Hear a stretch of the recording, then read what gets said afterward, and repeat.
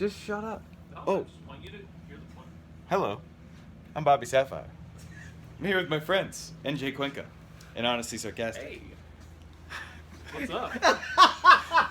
We're the guys from the Hyperloops. Oh. And we just wanted to do a quick vlog with you today to, let's get Joe in the shot, talk to you about how to beat Poe Maz with Rainbow Nines.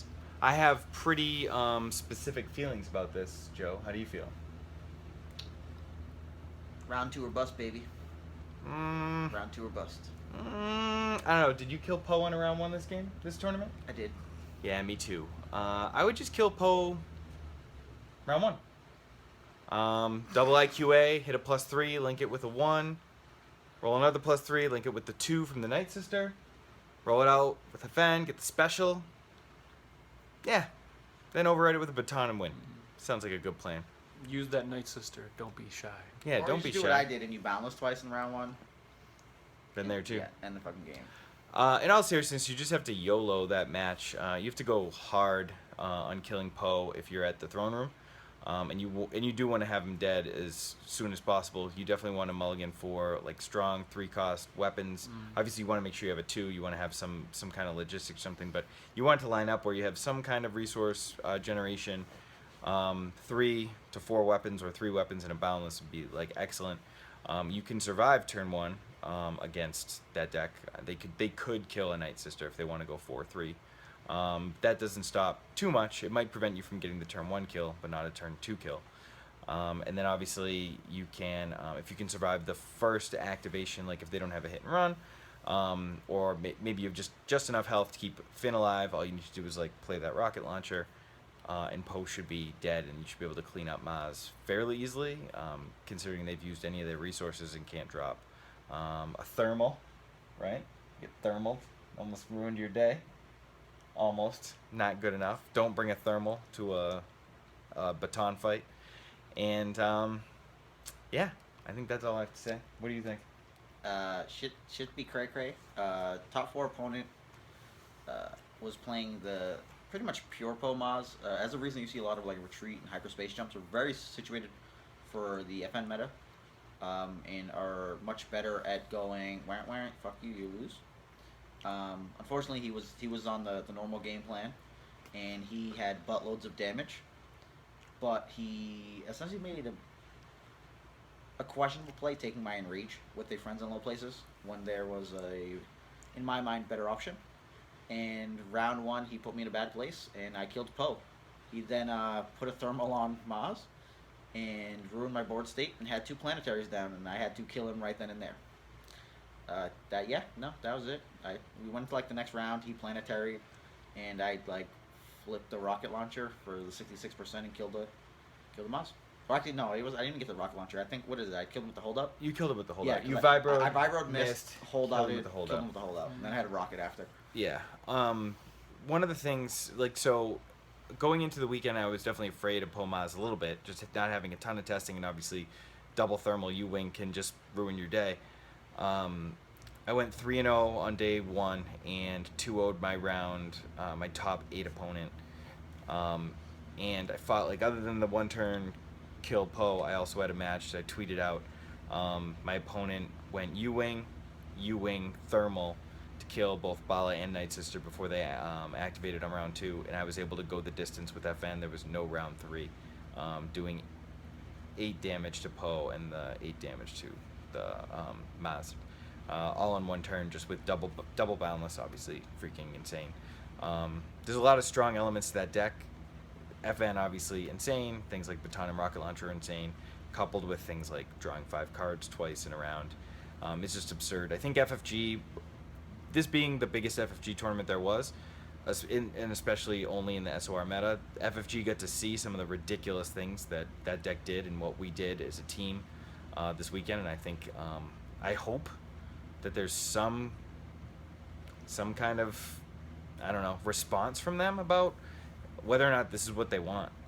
Because doing 12 damage to a character on round 1, I mean, well, we did have to work for it. Yeah. The fact that we both did it, or like came close to doing it other times, or just coming out of nowhere after our opponents deal 15 damage to kill 2 of our characters, even more than that, 16 damage to kill 2 of our characters. And that deck just still not having a shot and just feeling like fine as long as I get to claim and I get to use my FN. So there's a tough situation here. Like, there was a minimum of 2 rounds. It's okay. Yeah, I'm A getting minimum tired. of 2 rounds. I should have lost, but in my mind, the opponent misplayed. Thanks, Nick. And then I was able to take that one shot I was given and ride it for a win. In my mind, if I was playing against myself in the top 4, Poe Maz would have crushed my rainbow.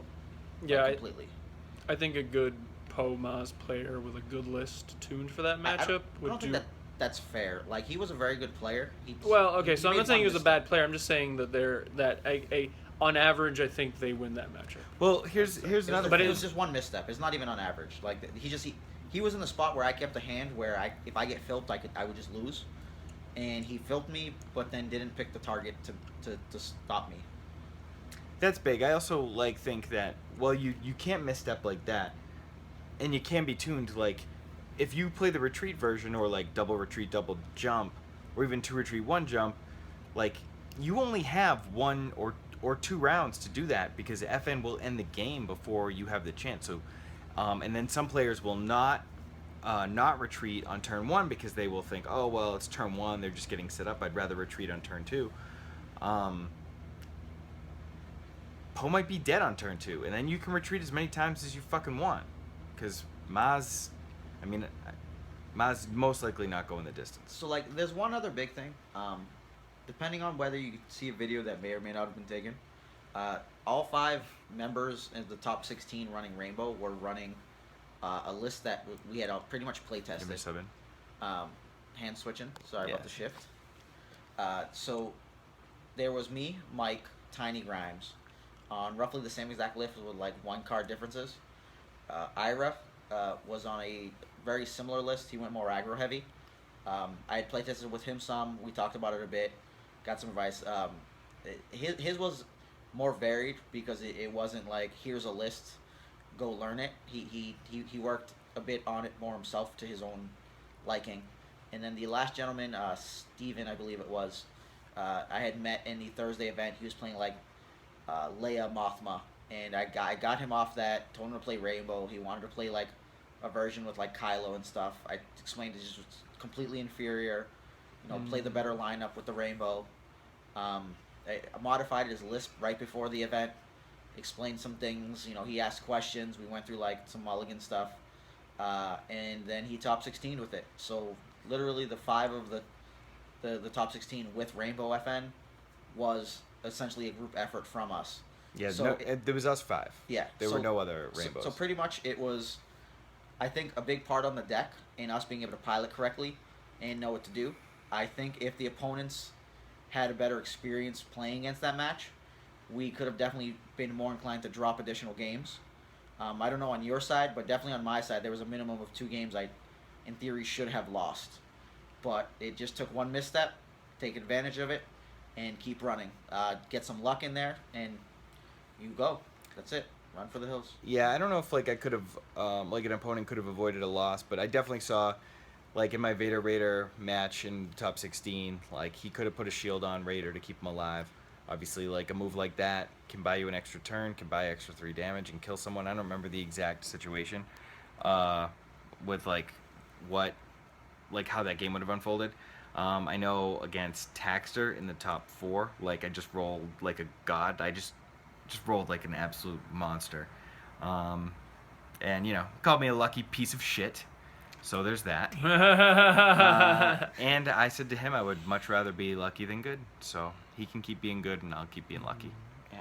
In my experience, there's no such thing as luck, though.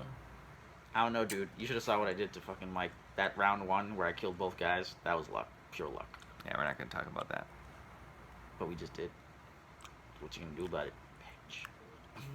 Well, this has been a great video, guys. Just remember who you're Now this is sleeping where, next this is where to we tonight. fight each other and duke it out, and you get to see all the blood everywhere. Battle Royale. Battle Royale. So yeah, that was just 10 minutes on what we think about the Rainbow versus Poe Maz matchup. I'd like to do some more of these vlogs where we talk about like very specific things for 10 minutes rather than just listen to Joe ramble.